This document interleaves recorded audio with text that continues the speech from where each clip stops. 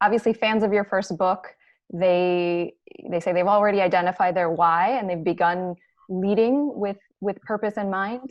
But they say that this crisis has challenged their why in a significant way.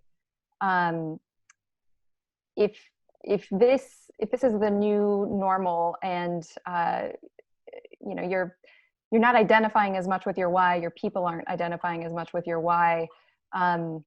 What's your take on that? Have you sort of misidentified your true why in this situation, or is it normal for crises to sort of shake our confidence in our purpose? So a why is fundamentally who we are. It's an origin story. Companies have a why, but so do individuals, right? We are the sum totals of how we were raised. You are who you are.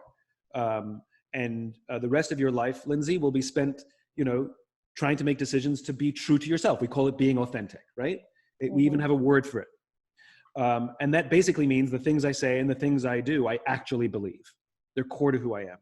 And absolutely, a crisis can put us off course. And that usually feels like stress.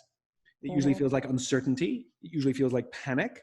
Our friends will say to us, it's like, I don't know who you are anymore. I'm worried about you. What's wrong? Something's different.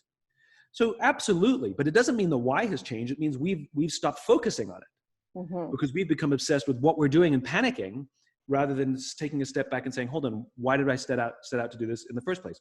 Or to your point, it was poorly articulated in the first place. Think of a why like the foundation of a house, which is in a hurricane or an earthquake, the house will shake, but the foundations, they remain. When we dig up ancient ruins, it's the foundations we find. And so, for example, with us, my why, our company's why, is to inspire people to do the things that inspire them. And what we did was we changed what we do, but we didn't change why we do it. We actually went backwards and say, hold on, guys, why did we start this business? Now, given the current circumstance, how do we change? This is what the pivot is. We're going around the why. We're not going like this. We're not protecting the product and sacrificing the why. We're changing the product and the service and protecting the why.